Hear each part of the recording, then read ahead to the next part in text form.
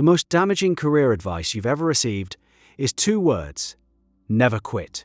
It's a phrase stitched into our cultural identity, a monument to endurance. But this monument is built on a foundation of sand.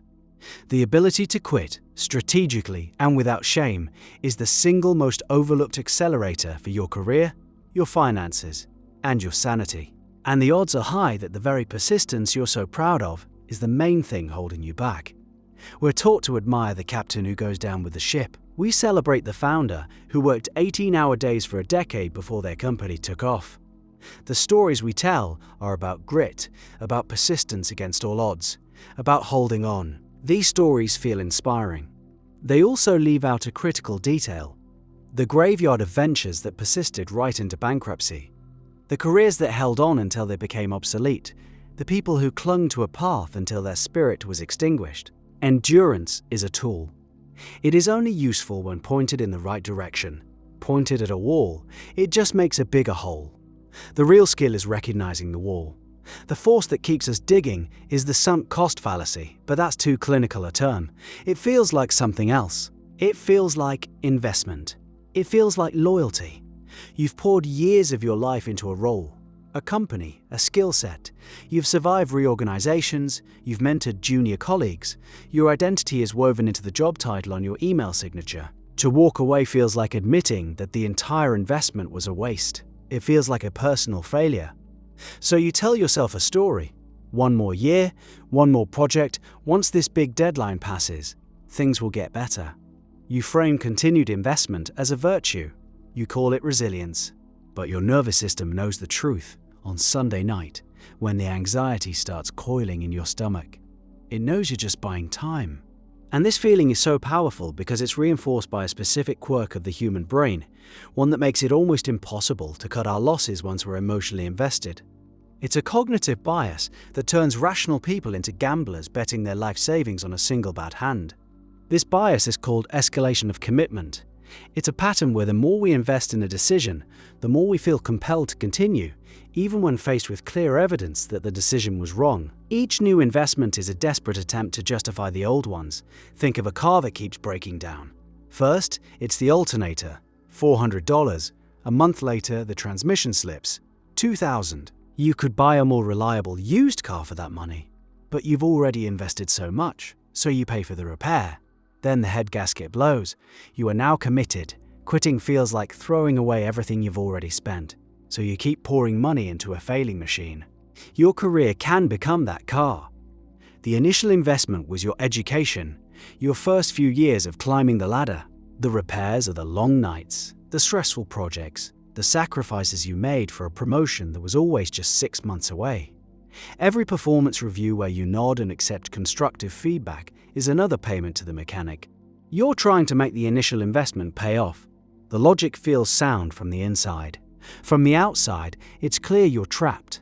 You're escalating your commitment to a vehicle that is taking you nowhere you actually want to go. When was the last time you stayed on a project or in a role long after you knew it was a dead end, just to see it through, to make the pain worth it? This cognitive trap is the architecture of stagnation, but there is a way to disable it. It's a mental model borrowed from people who made high-stakes decisions for a living, like professional poker players and venture capitalists. They have to know when to fold, when to cut their losses, before emotion takes over, and their method is brutally simple. They operate on a principle called expected value. It's a way of making decisions based on future probabilities, completely detached from past investments. A poker player doesn't care that they've put $100 into the pot already. The only question that matters is this: based on the cards I can see and the odds of what might come next, what is the most profitable move right now? The past is irrelevant. It's a sunk cost. It's data, but it's not a debt. Venture capitalists do the same. They may have invested $5 million into a startup, but if the market changes or the technology fails, they ask a new question. If I had $10 million today, would I invest it in this company as it currently stands? If the answer is no, they stop funding it. They don't throw good money after bad to justify the initial investment. They write it off and redeploy their capital to something with a better future. This is the mindset of a strategic quitter. You have to stop asking, how do I justify the last 5 years? And start asking, if I were a free agent today, with my current skills and experience, would I take my current job? Would I choose this exact career path? If the honest answer is a quiet no, then every day you stay, you are reinvesting in a losing hand. You're paying to keep a job you wouldn't even accept. To make this practical, you create a quit threshold. This is a personal contract you write with your future self. When you are calm and rational, you define the conditions under which you will leave. You write them down. For example, if I have not been given a project that teaches me a new marketable skill in the next 6 months, I will begin my job search. Or, if my work requires me to sacrifice my physical health for more than 2 consecutive weeks, I will activate my exit plan. Or even, if I feel that deep hollow sense of dread for more than 10 Sundays in a row, that is the signal. These are your tripwires. They are defined objectively before the emotional fog of commitment can roll in. When you hit a tripwire, the decision is already made. Your past self, the clear-headed architect of your life, made it for you. You just have to execute. It's a system to protect you from your own flawed psychology. But what conditions should you set? What are the right things to measure? There are 3 specific curves that define any career's momentum, and most people only pay attention to one of them. The other 2 are where the real story is told. The first is the earning curve.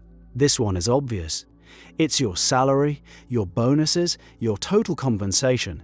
It's easy to track, and it's what most people use to measure their progress. It's also a lagging indicator. It tells you how you were valued yesterday, for skills you've already demonstrated. Relying on it alone is like driving by looking only in the rearview mirror. The second, and far more important, is the learning curve. This is the rate at which you are acquiring valuable, transferable skills. It's the steepness of your personal growth. When you start a new role, the learning curve is almost vertical. Everything is new. You're building skills constantly. After a few years, this curve inevitably begins to flatten. You've mastered the role. The challenges become repetitive. You are no longer learning, you are performing. This is the most dangerous moment in a career.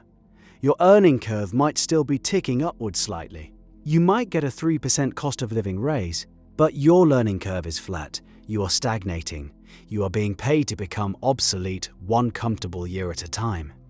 The third is the impact curve. This represents your autonomy, your influence, and your ability to make a meaningful contribution. Are you leading projects? Is your work shaping the direction of the company? Do you see a clear line between your effort and a valuable outcome?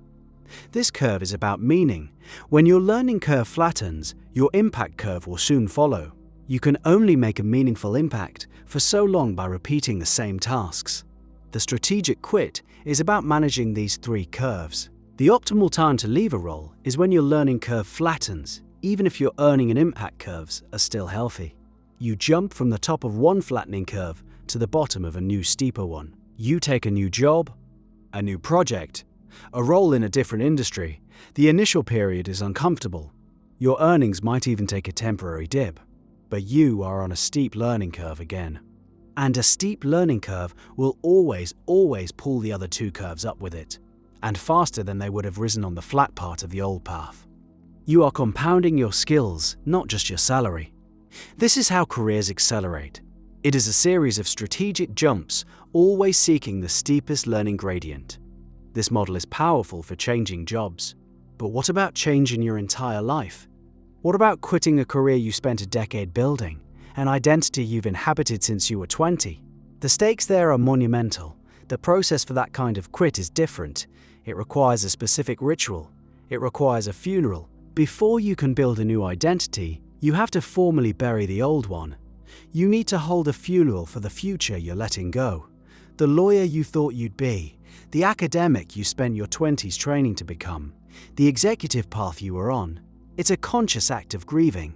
Acknowledge what you are losing. The status, the certainty, the approval of others. Write it down. Talk about it. Let it be a real loss. Only by honoring the death of that path can you create the space for a new one to grow. Without this ritual, you'll be haunted. You'll constantly compare your new, uncertain path to the polished, predictable version of the old one, and the ghost will always win.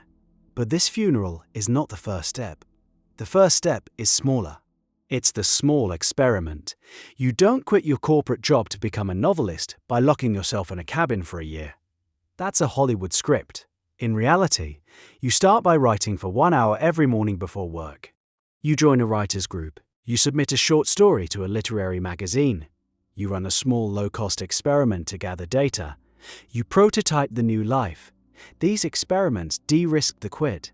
They shift the decision from a terrifying leap of faith into a logical next step, based on evidence.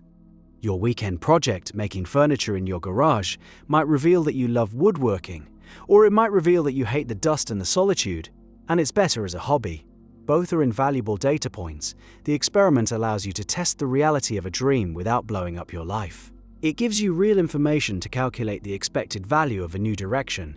You are replacing fear with information. Each experiment is a small bet. Enough small bets will eventually reveal a path with a high probability of success. At that point, quitting the old path is no longer a wrenching emotional choice. It is the obvious, data-driven decision. But even with all this preparation, there is one final piece that determines whether a strategic quit leads to acceleration or just chaos. It's what you do immediately after you leave. The most successful quitters all build in a period of intentional emptiness. They don't jump directly from the old job to the new one. They plan for a void, a month, maybe 3, a period with no goals, no deliverables, and no title. This is the strategic pause. It's a decompression chamber. Your old identity, your old habits of thought, your old anxieties, they need time to burn off. You need to get bored. You need to let your mind wander. It's in this unstructured space that the most valuable insights emerge. The patterns of your old life become clear. The desires for your new life bubble up organically, rather than being forced by a job application deadline. Rushing from one thing to the next means you carry the baggage of the old role into the new one. You repeat the same patterns. You answer the same emails, just with a different logo at the bottom.